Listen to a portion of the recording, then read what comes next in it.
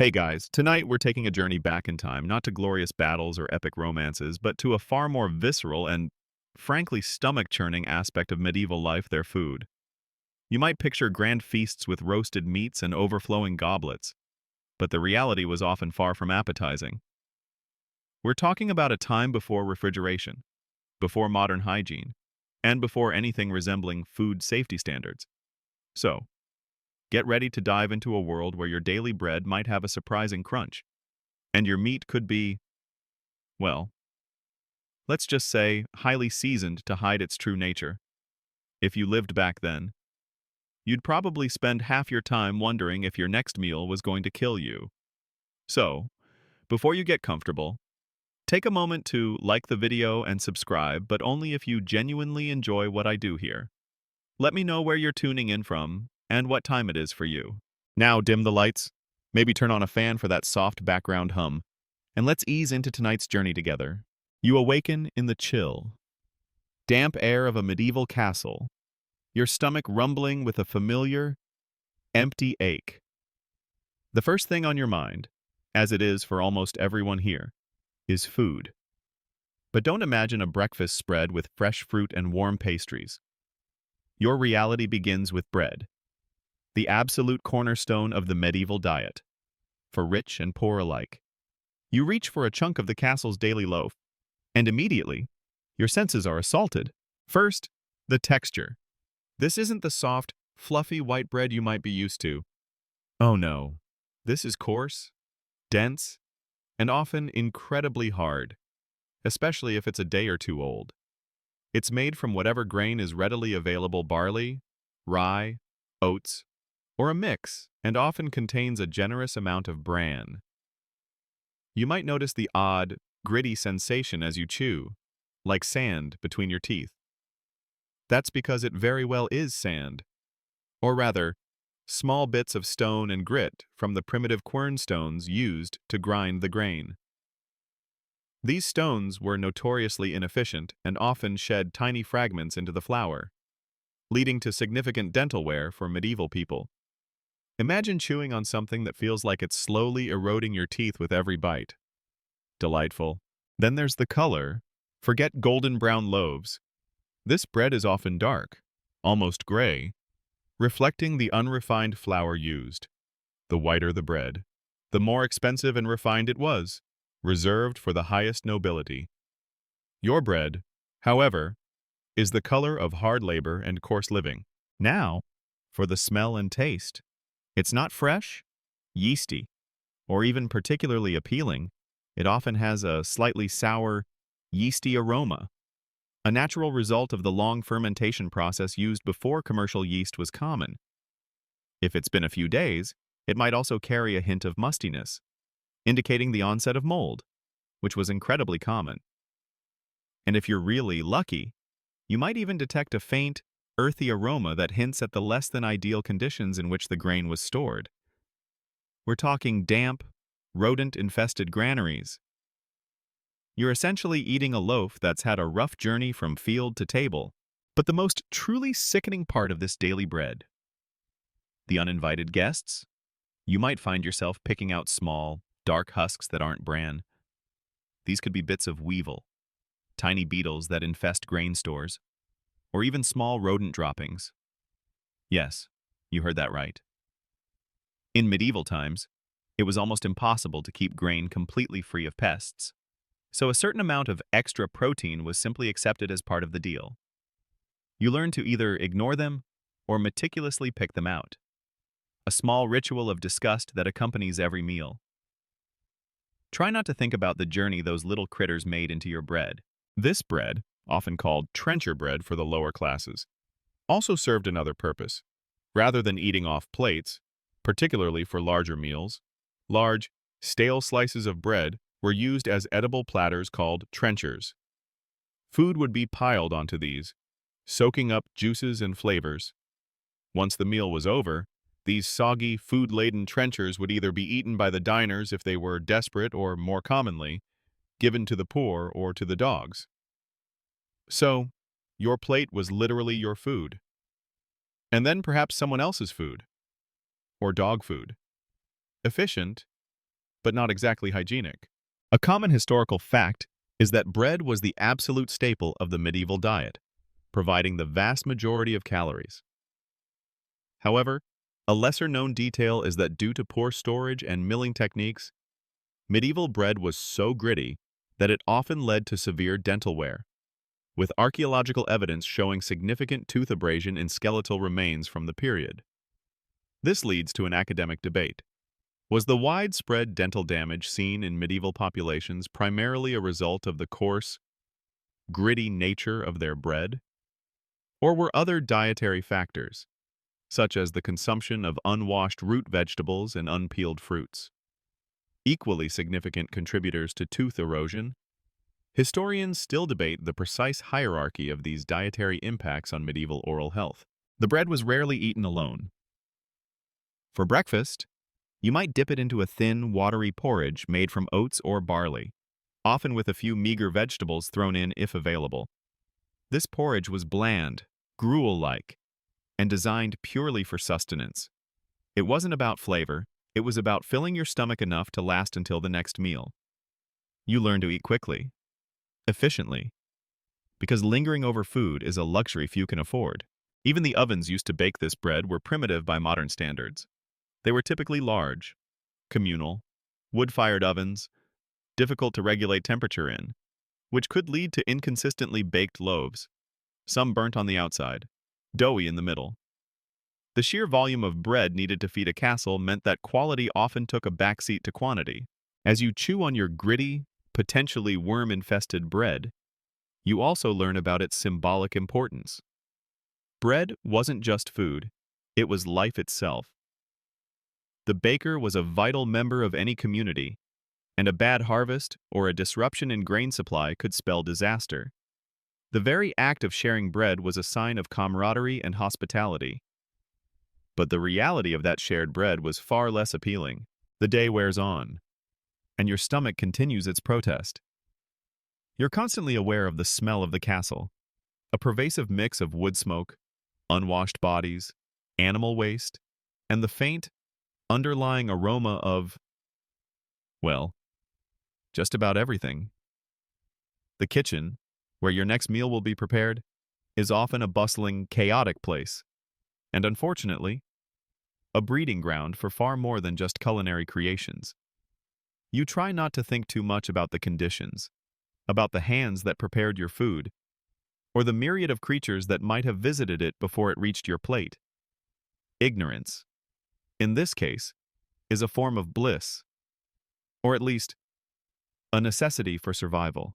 Your stomach still grumbles from the gritty bread, but now your thoughts turn to the next course, or rather, the main course meat.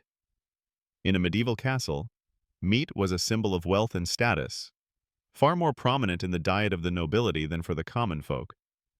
But don't imagine perfectly marbled steaks or succulent roasts.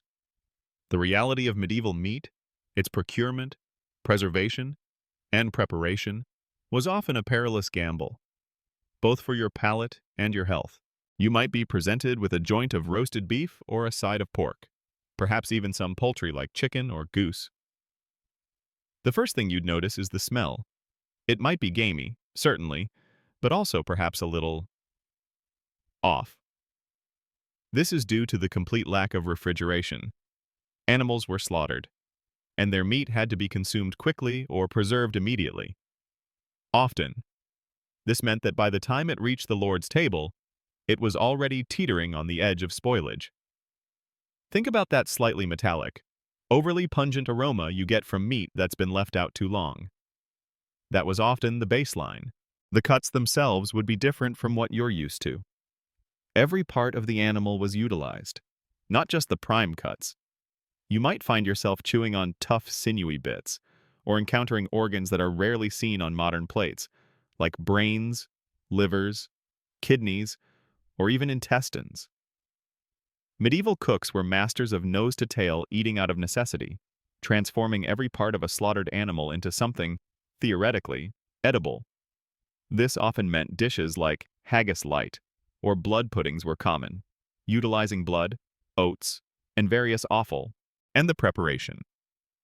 While some meat might be roasted over an open fire, giving it a smoky flavor, Other methods were less appealing. Boiling was common, often resulting in bland, unappetizing chunks of meat. Frying in animal fat was another method, leaving the meat greasy. But the biggest challenge was dealing with meat that was already on the turn. This is where spices came into their own.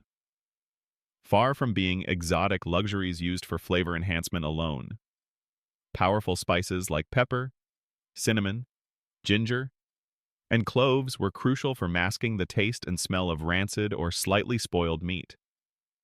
Imagine trying to cover up the distinct aroma of meat that's been sitting out for a day too long with a liberal dusting of cinnamon. It was less about culinary artistry and more about disguising decay. You'd quickly learn to develop a strong stomach, not just for the taste, but for the unseen dangers. Meat could harbor parasites like tapeworms or trichinella, especially pork. Without proper cooking temperatures, which were hard to regulate in a medieval kitchen, and a complete lack of understanding of microbiology, these parasites were a constant threat, leading to chronic illness and worse. Every bite was a roll of the dice. Consider the sourcings of the meat. While deer and wild boar from hunting might provide fresh meat for a short period, much of the castle's meat supply came from its own livestock: cows, pigs, sheep. These animals were often fed whatever was available, sometimes leading to less palatable flavors in their meat. And during the long winter months, fresh meat was scarce. This is where preserved meats became vital. Common preservation methods included salting and smoking. Salting involved rubbing large amounts of salt into the meat to draw out moisture and inhibit bacterial growth. The result? Meat that was incredibly tough, intensely salty, and required hours of soaking to become even remotely edible. Even after soaking, the residual saltiness would be overwhelming to a modern palate. Smoking involved hanging meat in a smokehouse, slowly curing it. While effective, the smoke imparted a very strong, often acrid flavor that permeated the entire piece of meat. You might even find yourself gnawing on a piece of dried, smoked beef that feels more like leather jerky than a meal. A common historical fact is that medieval cooks used a wide array of spices, which were incredibly expensive and imported from distant lands. However, a lesser-known detail is that while spices certainly denoted wealth, their primary culinary function in many aristocratic kitchens was not merely for flavor enhancement, but as a practical method to mask the unpleasant taste and odor of meat that was often on the verge of spoilage due to lack of refrigeration and poor storage. This leads to an academic debate. Were medieval preferences for heavily spiced dishes driven purely by an appreciation for exotic flavors, or was the masking of questionable freshness a more significant underlying motivation? Reflecting a pragmatic adaptation to the realities of food preservation, historians still debate the balance between culinary preference and practical necessity in the medieval use of spices. And let's not forget fish. For many, especially during the numerous fast days mandated by the church, which could be up to half the year, fish was the primary source of protein. Fresh fish, if you were near the coast or a river, could be delicious. But for inland castles, fish meant salted or dried cod, herring, or stockfish. Stockfish, in particular, was cod that had been dried in the open air until it was as hard as wood. It required days of soaking and vigorous pounding to tenderize it before it could even be cooked. Imagine trying to eat something that started off as tough as a plank of wood. It was bland, fibrous, and endlessly chewy. The preparation of these meats often took place in kitchens that would make a modern health inspector faint. We're talking about open fires, minimal running water, and a constant battle against vermin. Rats and mice were omnipresent. Attracted by the smells of food, flies buzzed incessantly, landing on prepared dishes. The concept of cross-contamination was entirely unknown. The same chopping block might be used for raw meat, cooked meat, and vegetables, without proper cleaning in between. You'd also be aware of the seasonal variations in meat availability. Winter meant relying heavily on preserved meats, as fresh slaughter was limited and animals were often too lean. Spring brought the promise of fresh young animals, while autumn was the time for the annual killing fields, when surplus livestock was slaughtered and preserved for the colder months. It was a constant cycle of feast and famine, of fresh and then stale. As you chew on a piece of heavily spiced, possibly slightly questionable meat, you learn a grim truth: medieval food was less about gourmet delight and more about pure sustenance. You ate what was available, when it was available, and you developed a tolerance for tastes and textures that would send a modern diner screaming for the nearest drive-thru. It was a diet of survival, where the battle against spoilage was constant, and every meal was a small victory against hunger, often at the cost of your palate's pleasure. You just learned to eat, to fill the gnawing emptiness, and to hope that this meal doesn't send you to the privy in the middle of the night, or worse. As the lingering taste of heavily spiced, possibly aged meat fades, your attention shifts to another vital, yet often problematic, component of the medieval diet: produce. You might imagine lush gardens brimming with vibrant fruits and vegetables, but the reality for most in a medieval castle, especially outside of harvest season, was far grimmer. Your daily serving of produce often began with root vegetables like carrots, parsnips, turnips, and onions. These were hardy and could be stored for months in cool, dark cellars, making them staples during winter. But fresh is a relative term. They were rarely thoroughly washed, often arriving with clumps of soil still clinging to them, and were frequently riddled with wormholes or insect damage. You'd spend time meticulously cutting out the rotten or insect-eaten parts, a practice that became second nature. Imagine peeling a carrot only to discover half of it has been tunneled through by a grub. Appetizing, right? Then there were the leafy greens, if you were lucky enough to get them. Cabbage was common, as were various wild greens gathered from the fields. These were rarely washed properly, if at all, and could carry soil, insects, or even unseen parasites. Cooking them extensively, usually by boiling them into a bland, soggy mush, was the primary method of making them safe, though it often stripped them of any remaining flavor or texture. You learn to accept the occasional extra crunch that isn't from the vegetable itself. Fruits, when available, were a rare treat. Apples, pears, plums, and cherries were grown, but their seasons were short, and without refrigeration, they spoiled quickly. You wouldn't find blemish-free fruit. Instead, you'd be presented with bruised, discolored, and often worm-eaten specimens. You'd have to cut away the spoiled parts, hoping to salvage a small, edible portion. Berries, too, were seasonal and perishable, quickly succumbing to mold. Any attempt to preserve them, often through drying, would leave them tough, shriveled, and far from the plump, juicy fruits, you know. The concept of 5 a day was completely alien. Variety in vegetables and fruits was severely limited by season and geography. If you lived inland, exotic fruits like grapes or figs were incredibly rare, preserved only through drying, which made them expensive and tough. Your diet was dictated by what could be grown locally and what could survive storage without spoiling entirely.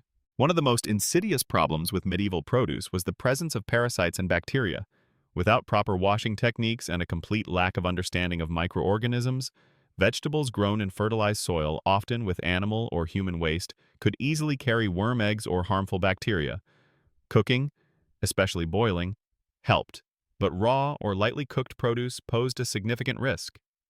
Many medieval people would have suffered from chronic parasitic infections without ever knowing the cause, simply attributing their constant stomach ailments to bad humors or divine displeasure. A common historical fact is that medieval people primarily ate what was locally grown and seasonal, limiting dietary variety. However, a lesser-known detail is that due to the reliance on animal manure for fertilization and the lack of sanitation, root vegetables and leafy greens often carried parasitic worm eggs, contributing to widespread, chronic gastrointestinal issues among the population. This leads to an academic debate. Was the prevalence of parasitic infections in medieval society primarily a consequence of unsanitary agricultural practices and unwashed produce? Or did the general lack of personal hygiene and contaminated water sources play an equally significant, if not greater, role in spreading these ailments? Historians still debate the specific pathways of medieval disease transmission. The practice of fasting, mandated by the church, also impacted produce consumption. On fast days, which could be up to 150 days a year, meat and dairy were forbidden, making vegetables, legumes like peas and beans, and fish even more critical. This meant a heavy reliance on dried peas and beans, which provided much-needed protein but were often bland and monotonous. These legumes, while nutritious, often required long soaking and cooking times, and could cause significant flatulence, adding another layer of unpleasantness to the medieval diet. When it came to herbs and spices, these were often used more for medicinal purposes or to mask spoilage than purely for flavor. Parsley, sage, rosemary, and thyme were common, grown in castle gardens. But they weren't necessarily adding delightful notes to your meal. Think more about strong, bitter herbs added to disguise a slightly off smell from a vegetable that's seen better days. You'd quickly develop a heightened sense of smell and sight when it came to your food. Your eyes would instinctively scan for discoloration. Your nose would twitch for any hint of sourness or decay. You become a connoisseur of subtle spoilage, a skill born out of sheer self-preservation. It's a bit like playing a constant game of, is this safe to eat with every single meal? As the day winds down, and you contemplate your evening meal, perhaps a thin vegetable stew made from yesterday's leftovers, you realize that the medieval diet was a continuous exercise in compromise. You ate not for pleasure, but for survival. Every bite of gritty bread, every chewy piece of spiced meat, and every mouthful of worm-holed or muddy vegetable was a reminder of a life lived on the edge, where food was a necessity, often sickening, and rarely a delight. And as you drift off to sleep, you might still feel that subtle grit between your teeth, a lasting souvenir of your medieval culinary journey. The faint, sour tang of fermentation often lingers in the air of a medieval castle. An olfactory testament to another problematic food group, dairy. You might picture creamy milk and rich cheeses, but the reality was often a far cry from pastoral idyls, fraught with the constant threat of spoilage and stomach upset. Your morning might begin with a draught of milk, if you were lucky enough to be at a castle with lactating cows or goats. But this isn't the pasteurized, homogenized liquid, you know. Oh no. This is raw, unpasteurized milk, often still warm from the udder, or if it's been sitting for even a short while, already beginning to sour. The taste could be incredibly rich. Yes, but also distinctly gamey or earthy, depending on what the animal had been grazing on. And because there was no refrigeration, milk would curdle rapidly, especially in warmer weather. Imagine taking a sip of milk only to find it separating into watery whey and lumpy curds in your mouth. Not exactly a refreshing start to the day. This rapid spoilage meant that fresh milk was a fleeting luxury, consumed immediately after milking or transformed into more stable products. One such product was butter. But again, this isn't the sweet, creamy butter you find in a modern dairy aisle. Medieval butter, often churned from sour cream, could be quite rancid, especially if it hadn't been heavily salted for preservation. It might have a sharp, pungent aroma and taste, a far cry from the delicate flavor you expect. It was typically used for cooking, adding fat and richness, but also often masking other unpleasant flavors in the dish. Then there's cheese. This was perhaps the most successful and widespread dairy product in the medieval period, precisely because it was a form of preservation. But the variety and quality were highly unpredictable. You'd encounter a range of cheeses, from fresh, soft curds meant for immediate consumption, to hard, aged cheeses that could last for months. The hard cheeses, while more durable, could also be incredibly salty and tough. And because sanitation was primitive, and cheese-making relied on natural bacteria, the flavors could be incredibly robust, sometimes bordering on unpleasantly strong or even moldy by modern standards. You'd learn to recognize the subtle hints of true spoilage versus acceptable fermentation. Imagine a cheese that's been sitting in a damp cellar for weeks, attracting all sorts of unseen visitors. While some molds are desirable for certain cheeses, others are not. You might find yourself cutting away discolored or overly slimy sections, hoping the rest is still edible. The texture could range from crumbly and dry to strangely rubbery, and the smell pungent, very, very pungent. A common historical fact is that medieval people drank a lot of ale and cider because water sources were often contaminated and unsafe. However, a lesser-known detail is that while fermentation in brewing did kill many pathogens, the use of unpasteurized milk and unaged, unpreserved cheese meant that dairy products were a surprisingly common source of foodborne illnesses, including bacterial infections and parasitic worms, due to poor hygiene and handling. This leads to an academic debate. Given the known risks of contaminated water, why did medieval societies not develop more robust methods for milk pasteurization or safer dairy production, similar to their advancements in brewing? Historians still debate whether this was due to a lack of understanding of milk's specific pathogenic risks, the perceived difficulty of pasteurization on a large scale, or a cultural preference for raw dairy. Whey, the watery byproduct of cheesemaking, was also consumed, particularly by the lower classes. It was thin, sour, and largely flavorless, but it provided some nutrition and hydration. It was often mixed with bread or used as a base for thin soups. Another example of nose to tail, or rather, curd to whey, utilization of resources. The issue of animal health directly impacted dairy quality. Medieval livestock faced constant threats from disease, and a sick animal could produce contaminated milk. Without veterinary science, the spread of illness through herds was common, and the resulting milk could carry bacteria or even viruses. You were simply expected to consume it, hoping for the best. Serving dairy to your lord meant a careful selection process. You'd visually inspect the milk for excessive curdling, or sniff the cheese for any truly offensive odors, hoping to avoid displeasing your lord. It was a constant balancing act between freshness and availability, often leaning heavily towards whatever was simply there. For those with a lactose intolerance, though, the concept was unknown. Medieval dairy would have been a nightmare. The constant consumption of unfermented milk, combined with other dietary issues, likely contributed to widespread digestive discomfort and chronic diarrhea. You just accepted it as part of life, attributing it to a bad humor or the wrath of a mischievous fairy. The lack of control over the environment was a major factor. Milk could easily pick up flavors and odors from the straw in the barn, the smoke in the kitchen, or the general effluvium of the castle. There were no sealed containers, no sterile environments. Everything was exposed, open to the air, to flies, and to dust. So, while dairy provided vital fat and protein, it came with its own set of challenges. Every sip of milk, every bite of cheese, was a small venture into the unknown, a testament to the hardiness of medieval stomachs and their surprisingly high tolerance for unconventional flavors.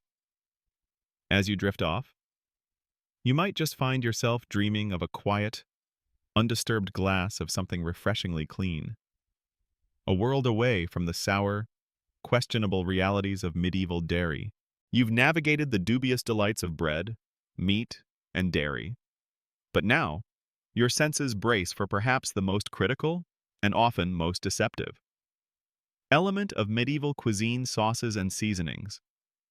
In a world where food quality was highly variable and spoilage a constant threat, sauces weren't just about adding flavor. They were about disguising decay, masking unpleasant textures, and, crucially, making questionable ingredients palatable enough to swallow. Imagine a dish placed before you, perhaps a stew or a roasted bird. Your nose detects a powerful aroma, a complex blend of spices like cinnamon, cloves, nutmeg, and ginger, perhaps mingled with sharp vinegar or potent herbs. These aren't just for culinary sophistication. They are a direct assault on your olfactory senses, designed to overwhelm any underlying whiff of rancid fat, stale meat, or overly earthy vegetables. It's a bit like a medieval air freshener for your dinner, meant to overpower, not necessarily complement. The use of acidic ingredients was paramount. Vinegar was a staple, its sharp tang cutting through greasiness and, more importantly, the beginnings of putrefaction. Verjuice, a highly acidic juice made from unripe grapes or crab apples, was another popular choice. providing a tartness that could mask a multitude of sins. These acidic components weren't just for flavor. They actively helped to break down tough fibers in meat and could even inhibit some bacterial growth. Though medieval cooks wouldn't have understood the science behind it, they just knew it worked. Then there's the role of sweeteners. While sugar was incredibly expensive and a luxury, honey and dried fruits were used to provide a counterpoint to the sour and savory notes. Sometimes, this sweetness was genuinely for balance. Other times, it was another layer of camouflage, designed to distract your palate from a developing bitterness or unpleasant aftertaste in the main ingredient. Think of a heavily spiced and sweetened fruit compote served alongside a game bird that's perhaps hung a little too long. Herbs were another key player. Strong, aromatic herbs like parsley, sage, rosemary, and thyme were grown in castle gardens and used liberally. They added layers of flavor. Yes, but also contributed to the masking effort. Imagine a large handful of fresh herbs thrown into a stew that might otherwise taste predominantly of stale animal fat and overcooked vegetables. They add freshness, but also serve a vital role in distracting your palate from the unsavory truth. The consistency of these sauces was often thick and rich, achieved by using breadcrumbs. Remember that coarse, hard bread from earlier? Ground nuts like almonds, or even animal blood as a thickener. This thickness helped the sauce cling to the food, ensuring that every bite was coated in the powerful flavors designed to overwhelm your senses. A thin, delicate sauce would have left too much to the imagination, too much of the raw, unadulterated flavor of the main ingredient exposed. A common historical fact is that medieval recipes often called for a vast array of expensive spices, symbolizing wealth and status. However, a lesser-known detail is that beyond this display of luxury, these strong spices, combined with acidic verjuice or vinegar, were frequently employed as crucial culinary tools to effectively mask the odors and unpleasant tastes of ingredients that were often on the verge of spoilage due to the complete lack of refrigeration and rudimentary storage conditions. This leads to an academic debate. Did the medieval preference for intensely flavored and heavily spiced dishes primarily stem from a genuine culinary appreciation for complex tastes, or was it a pragmatic and widespread adaptive strategy to make food that was otherwise unpalatable and potentially unsafe? More acceptable for consumption, historians still debate the fundamental drivers behind the medieval palate's distinct characteristics. Consider the dishes themselves. Many medieval recipes found in cookbooks of the era, like Le Viandier or The Form of Cury, reveal a penchant for complex, multi-layered flavors. Dishes like mortreuse, a kind of spiced meat paste, or blanche manger, a creamy, spiced chicken dish often combined savory ingredients with sweet spices and thick, enveloping sauces. These were not subtle flavors. They were bold, assertive, and left little room for the palate to question the underlying freshness of the components. You might also encounter dishes where the color of the sauce was deliberately manipulated, using saffron for yellow, woad for blue, though less common for food or various plant extracts. This was partly for visual appeal, a sign of the cook's artistry, but it also served another purpose if the sauce was a vibrant, unnatural color. Perhaps you wouldn't notice the strange discoloration of the meat or vegetables beneath. It was another layer of illusion in the medieval culinary experience. The use of rendered animal fat was also critical. While not a sauce in itself, it formed the base for many sauces and dishes. Fat from pork, beef, or poultry was often heavily seasoned and used to cook other ingredients, imparting a rich, often slightly smoky, but sometimes distinctly greasy flavor. This fat, if not perfectly fresh, could quickly turn rancid, adding another layer of unpleasantness that required even more aggressive masking. So, as you take another bite of your medieval meal, coated in a thick, fragrant sauce, you learn a deeper truth about medieval food. It wasn't just about what they ate, but how they managed to eat it. The sauces, the spices, the acids, they were the unsung heroes of the medieval kitchen, fighting a constant battle against the forces of decay and the limitations of their time.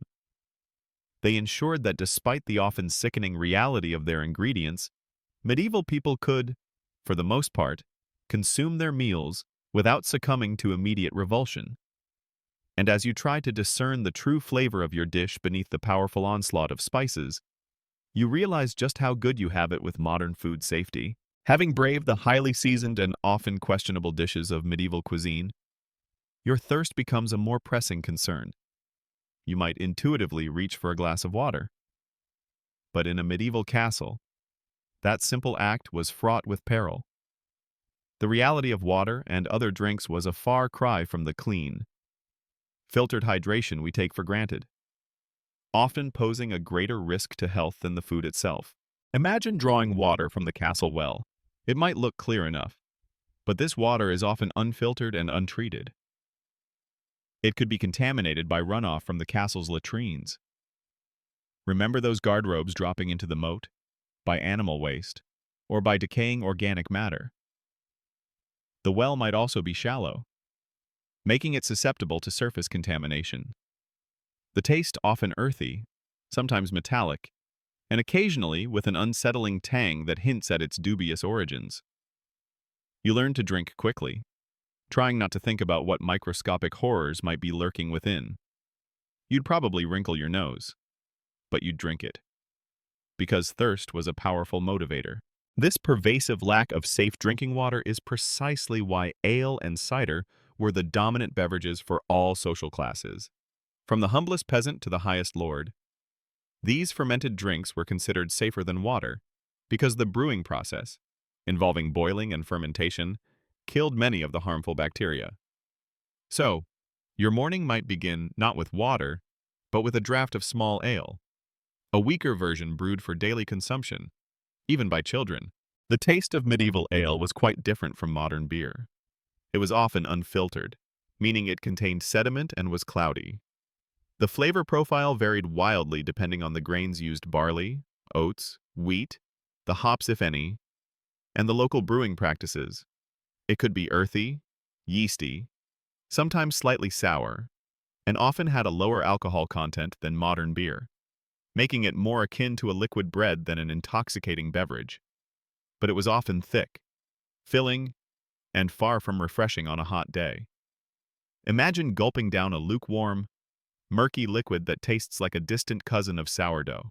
Cider, made from fermented apples, was another common choice, particularly in apple-growing regions. Like ale, its fermentation made it safer than water. It could be tart, sweet, or dry, depending on the apples and the brewing process. Again, often unfiltered and consumed in large quantities. For the wealthier nobility, wine was a significant part of their diet. Wine, too, was safer than water due to its alcohol content and the fermentation process. However, medieval wines were often strong, unrefined, and prone to spoilage once opened. They could be heavily adulterated with spices or honey to mask faults or make them more palatable. Imagine a wine that's thick, sweet, and tastes strongly of cloves, likely because the underlying wine was rather sour or unappealing on its own.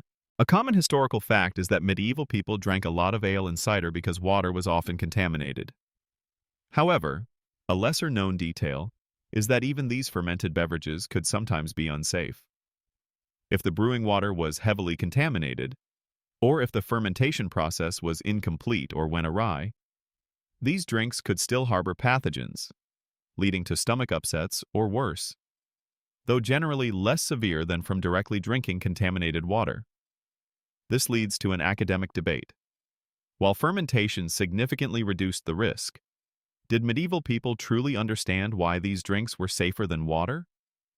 Or was it a practical observation based on fewer instances of immediate sickness? Historians still debate the extent of their empirical knowledge regarding the safety mechanisms of brewing. Other drinks were less common, but existed. Mead, made from fermented honey, was popular in some regions. It was sweet, potent, and often reserved for special occasions due to the cost of honey. Posset, a hot drink made from curdled milk and ale or wine, sometimes spiced, was considered a restorative or medicinal drink, particularly for the sick. The sheer volume of liquid consumed in a medieval castle was astounding, primarily because it was the safest way to hydrate. You would drink constantly throughout the day, at meals, during work, before bed. The average person might consume several pints of ale daily. This constant intake of liquid, often heavy and unfiltered, could lead to its own set of digestive issues, including bloating and flatulence. The act of drinking was rarely a refined one. You might share a communal cup or horn, or simply drink directly from a jug. Hygiene was minimal, and the spread of germs through shared vessels was commonplace. The idea of individual, clean drinking glasses was centuries away. Consider the children. Even they drank small ale or watered-down cider instead of water. This meant that from a very young age, medieval people were accustomed to the taste of fermented beverages, and their palates were perhaps less sensitive to the nuances of pure, clean water, which they rarely encountered. As you reflect on the medieval approach to hydration, you realize that while they solved the immediate problem of unsafe water, they introduced a whole new set of considerations: the constant buzz of low-level intoxication, the heavy feeling of liquid bread in your stomach, and the ever-present knowledge that even your safe drink wasn't entirely without risk. You learn to appreciate the crisp, clean taste of modern tap water in a way few others ever could.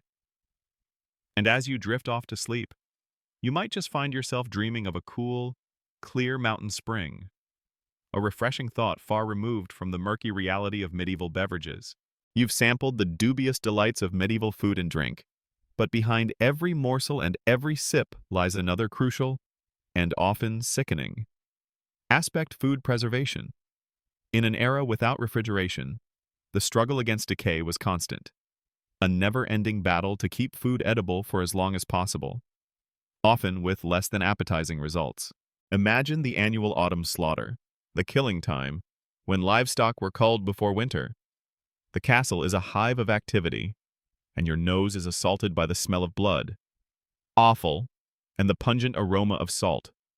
Salt was the king of medieval preservation. Large quantities of it, often coarse, unrefined, and containing impurities, were rubbed vigorously into every inch of meat. You can feel the sharp crystals under your fingertips as you help pack cuts into large barrels. The salt draws out moisture, inhibiting bacterial growth, but it leaves the meat incredibly tough, intensely salty, and often discolored. Imagine chewing on a piece of beef that feels like leather and tastes like a mouthful of ocean. That's salted meat for you. Smoking was another vital method, particularly for pork and fish. You'd see sides of bacon or whole fish hanging in the smokehouse, slowly curing over a smoldering fire. The smoke imparted a deep, acrid flavor that permeated the entire product, a taste that was strong enough to mask any underlying hints of spoilage. While effective, the smoke itself wasn't always clean, and the prolonged exposure could impart a rather harsh, sometimes unpleasant, taste to the food. You learn to associate that smoky tang with winter sustenance. For fish, especially for inland castles, drying was paramount. Think of stockfish, often cod, that had been air-dried until it was rock-hard, resembling a piece of wood more than food. It required days of soaking and hours of pounding to make it remotely edible. You'd hear the rhythmic thud-thud-thud of the mallets from the kitchen as the cooks tried to tenderize this culinary brick. The resulting fish was bland, fibrous, and endlessly chewy. A common historical fact is that salting and smoking were crucial for medieval food preservation due to the lack of refrigeration. However, a lesser-known detail is that the massive amounts of salt consumed in preserved meats and fish led to widespread issues like hypertension and kidney problems among the population, though the understanding of these links was non-existent at the time. This leads to an academic debate. Given the known health consequences of excessive salt intake in modern times, were medieval people simply resilient to these effects due to other dietary or genetic factors? Or did they suffer from chronic, undiagnosed conditions directly attributable to their preservation methods? Historians still debate the true long-term health impact of a heavily salted medieval diet. Fermentation, as seen with ale, cider, and cheese, was another key preservation technique. The controlled growth of beneficial bacteria or yeast helped to inhibit spoilage, but it also meant that the end products often had strong, sour, or pungent flavors. You'd smell the tangy aroma of fermenting fruit in the cider press, or the sharp scent of aging cheese from the castle's larder. These were not always pleasant smells, but they were the scent of survival. Pickling in vinegar or brine was used for some vegetables, like cabbage, think sauerkraut or onions. This imparted a strong, sour taste, but it allowed vegetables to last longer than their fresh counterparts. You learned to appreciate the sharp bite of pickled vegetables, knowing they provided a rare burst of flavor and something vaguely fresh in the depths of winter. Then there was honey. It was a natural preservative, used for fruits and sometimes even meats, though its cost made this a luxury. Fruits preserved in honey were often overly sweet and syrupy, but they would last. You might see a jar of plums suspended in thick, amber honey, a precious commodity, but even with these methods, spoilage was inevitable. Despite best efforts, molds, bacteria, and insects would often find their way into preserved foods. You'd learn to meticulously inspect food, cutting away any visible mold or discolored parts, often hoping that what remained was safe. There was no best before date, only a constant, educated guess based on smell, appearance, and touch. The occasional extra crunch of a weevil or fly larva was, unfortunately, a common occurrence. The storage conditions themselves contributed to the problem. Castle larders and cellars were often damp, dark, and prone to vermin. Rats and mice were a constant menace, gnawing through sacks of grain and nibbling on hanging meats. Flies buzzed incessantly, attracted to any exposed food. Keeping food clean and safe from these pervasive pests was a losing battle, and you were always aware that unseen creatures might have sampled your meal before you did. The consequences of failed preservation were severe. Food poisoning was common, often leading to debilitating stomach ailments, vomiting, and diarrhea. In a time without modern medicine, such illnesses could easily turn fatal, especially for the elderly or the very young. Every meal was, in a way, a test of your immune system. So, as you reflect on the medieval approach to keeping food from going bad, you realize it was a testament to human ingenuity in the face of immense challenges. They did what they could with the knowledge and resources they had, but the results were often unappetizing, frequently unhealthy, and sometimes downright sickening. You learn to be incredibly grateful for the invention of the refrigerator, a truly revolutionary piece of technology that single-handedly banished many of the grim realities of medieval cuisine. And as you drift off to sleep, you might just find yourself dreaming of a brightly lit, sterile supermarket aisle, a delicious fantasy far removed from the dark, pungent reality of medieval food storage. You've explored the dubious quality of medieval ingredients and the challenges of preserving them. But now, let's turn to the heart of the matter, the medieval kitchen itself. Forget stainless steel, running water, and pristine countertops. Imagine a space that would make a modern health inspector spontaneously combust, a realm of constant chaos, pervasive dirt, and a surprising array of unwelcome inhabitants. You step into the castle kitchen, and immediately, your senses are overwhelmed. The air is thick with the smell of wood smoke, stinging your eyes and catching in your throat. Massive open hearths dominate the room, their fires roaring, sending plumes of smoke curling up to the blackened rafters. There are no chimneys as we know them, just vents or holes in the roof, allowing most of the smoke to fill the room before eventually escaping. You learn to breathe shallowly, your lungs constantly irritated by the acrid fumes. The floor, typically hard-packed earth or rough stone, is perpetually greasy and soiled. Animal fats, spilled liquids, and discarded food scraps coat the surfaces. There's no easy way to clean it. A rudimentary sweep with a broom might move the largest debris, but the grime is deeply ingrained. You learn to navigate this slippery, uneven terrain with caution, lest you slip and fall into a puddle of who knows what. Running water is a distant dream. Water for cooking and washing is laboriously hauled from the well or a nearby stream in heavy buckets. It's often murky, unpurified, and used sparingly. Imagine washing pots and pans with water that's already been used multiple times, or rinsing vegetables in a basin that's seen better days. The concept of sterilization is non-existent. Dishes are often scraped clean with sand or ash, then rinsed. But true cleanliness is elusive. The same few rags are used for wiping surfaces, hands, and perhaps even plates, creating a perfect breeding ground for bacteria. And then there are the vermin. Oh, the vermin.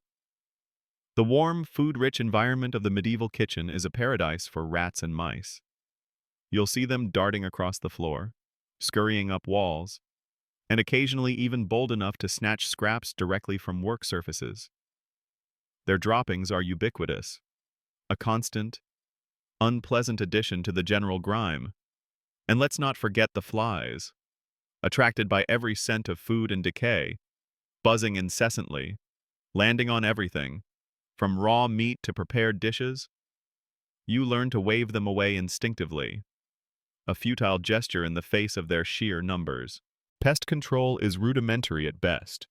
The castle might employ a few cats, whose effectiveness against the rodent population is limited. Traps might be set, but the sheer volume of pests means they are never truly eradicated. You simply learn to coexist with them, a disturbing but necessary part of kitchen life. A common historical fact is that medieval kitchens were often detached from the main living quarters of a castle to minimize fire risk. However, a lesser-known detail is that this separation also contributed to poor hygiene, as it meant longer distances for transporting water, food, and waste, making regular cleaning incredibly difficult and encouraging the presence of vermin. This leads to an academic debate. Did the architectural design of medieval kitchens primarily prioritize fire safety over concerns for food hygiene? Or was the understanding of germ theory so minimal that hygiene was simply not a significant consideration in their design? Historians still debate the implicit priorities in medieval kitchen planning. The cooking utensils themselves are basic and heavy. Large iron cauldrons hang over the fires, used for boiling stews, porridges, and meats. Wooden trenchers and bowls are common, along with a few metal platters for the nobility. These porous materials are incredibly difficult to clean thoroughly, absorbing odors and harboring bacteria. Wooden spoons and ladles are likewise prone to harboring grime.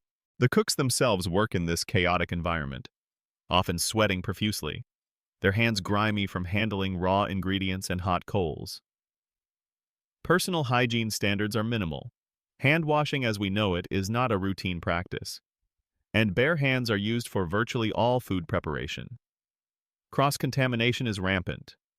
Raw meat might be prepared on the same surface as cooked vegetables, without any cleaning in between. The sheer volume of food prepared in a castle kitchen is immense, particularly during feasts. Imagine dozens of animals being butchered, hundreds of loaves of bread being baked, and massive cauldrons of stew constantly bubbling. This high volume of production, combined with primitive conditions, makes rigorous hygiene almost impossible. Everything is a rush, a constant scramble to feed hundreds, if not thousands, of mouths. Waste disposal is another nightmare. Food scraps, animal bones, and general refuse are often simply thrown into large piles outside the kitchen doors, or into open pits, attracting even more pests and creating foul odors.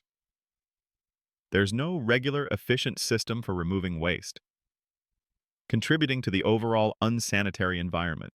The cooks and kitchen staff are often afflicted with a range of ailments, from chronic coughs due to smoke inhalation to frequent stomach upsets from the food they handle and consume.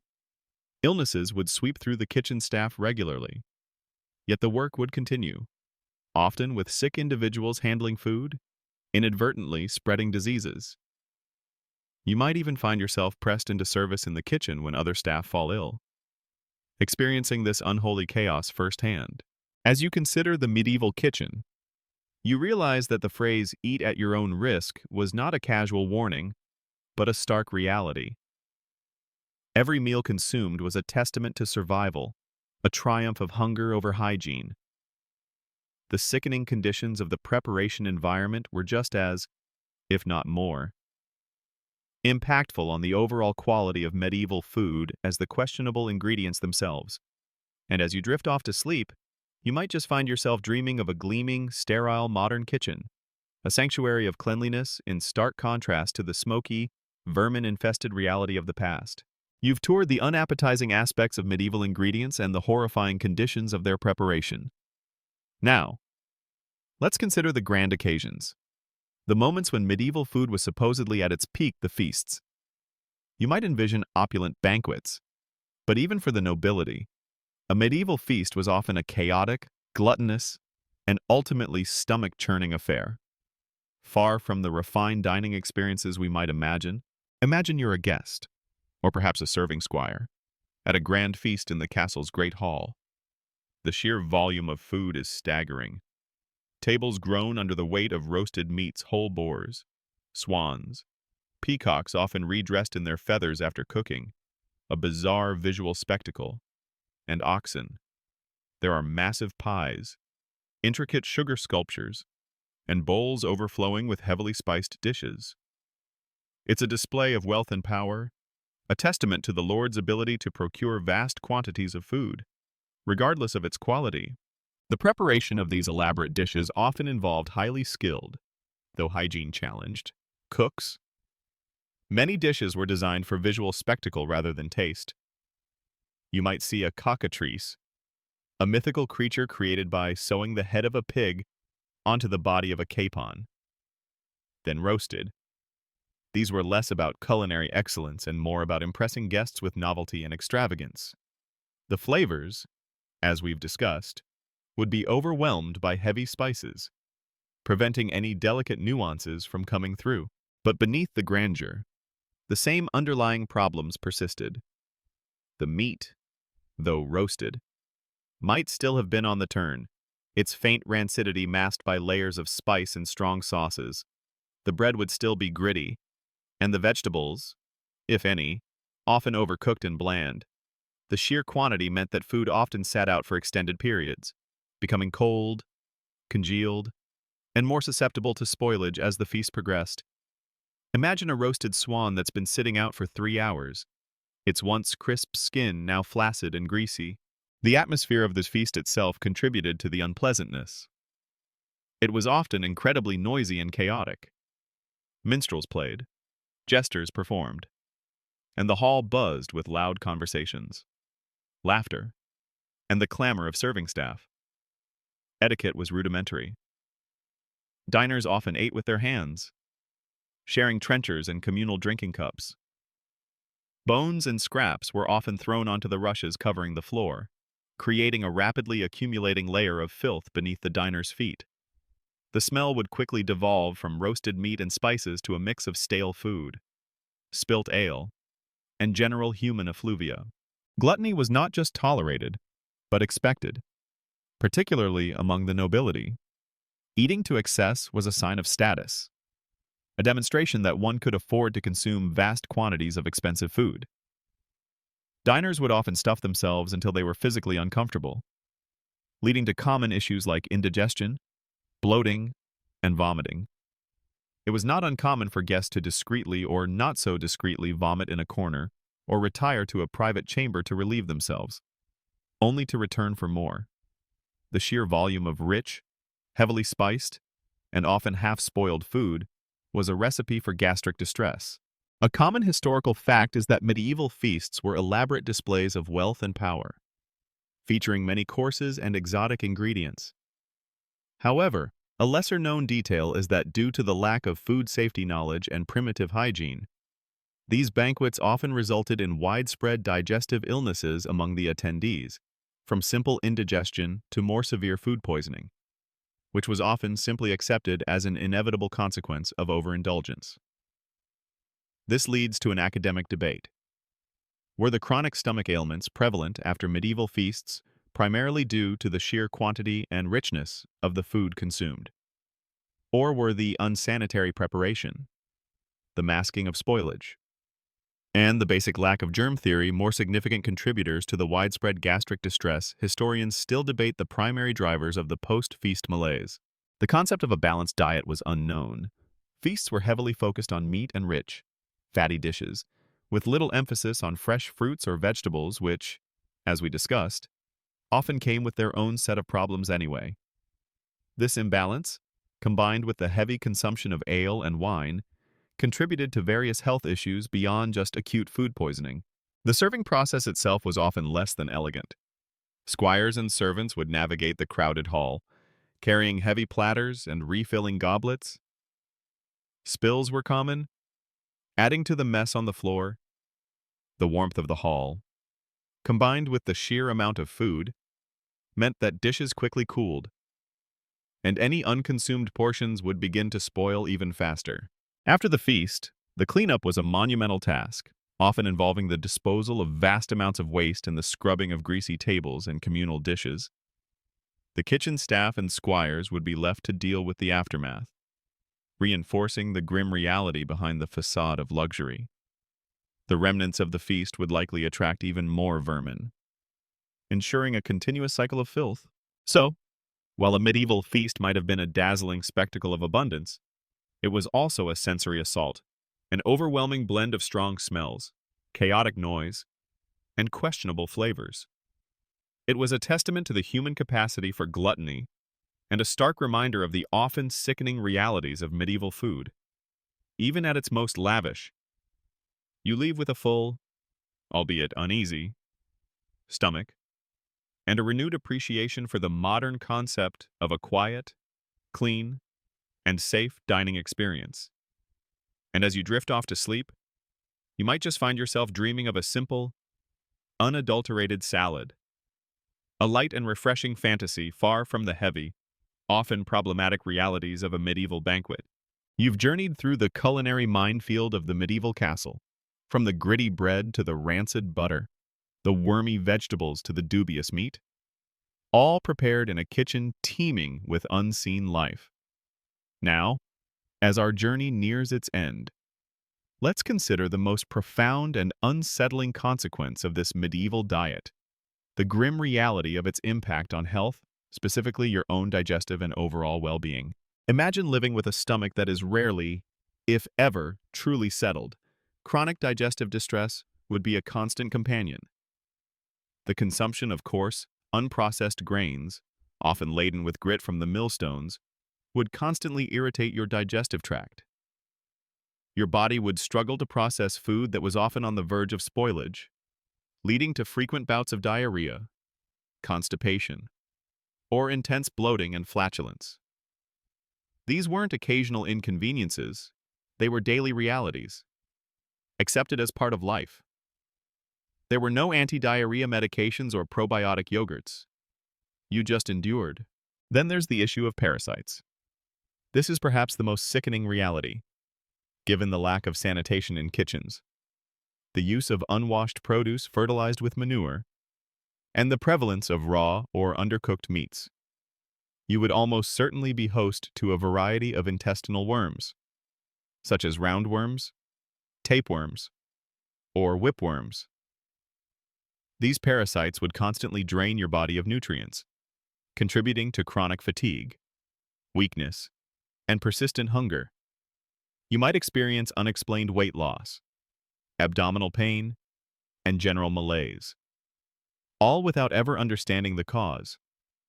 You might even visibly pass worms, a horrifying but common occurrence, which would likely be treated with unproven herbal remedies or simply accepted as a sign of ill fortune. Food poisoning was a common and often life-threatening event. A bad batch of ale, a piece of meat that had truly turned, or milk that was heavily contaminated could lead to severe vomiting, debilitating diarrhea, and dehydration.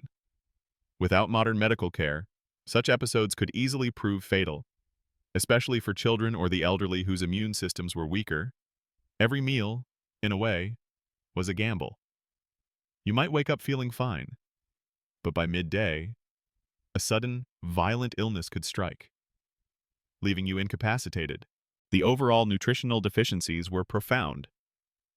While medieval diets might have provided enough calories, they often lacked a balanced array of vitamins and minerals. The limited variety of fresh fruits and vegetables, especially in winter, meant that deficiencies in vitamin C leading to scurvy, marked by bleeding gums and fatigue or other essential micronutrients, were widespread. Chronic malnutrition, even in those who ate regularly, was common, weakening the immune system and making you more susceptible to other illnesses. You might suffer from brittle bones, poor vision, or skin conditions, all stemming from a diet that simply wasn't providing all the essential building blocks for health.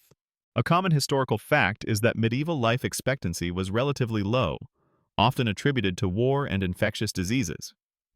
However, a lesser-known detail is that chronic digestive issues and widespread parasitic infections caused by unsanitary food practices significantly contributed to this low life expectancy by weakening immune systems, exacerbating other illnesses, and causing continuous nutrient depletion. This leads to an academic debate.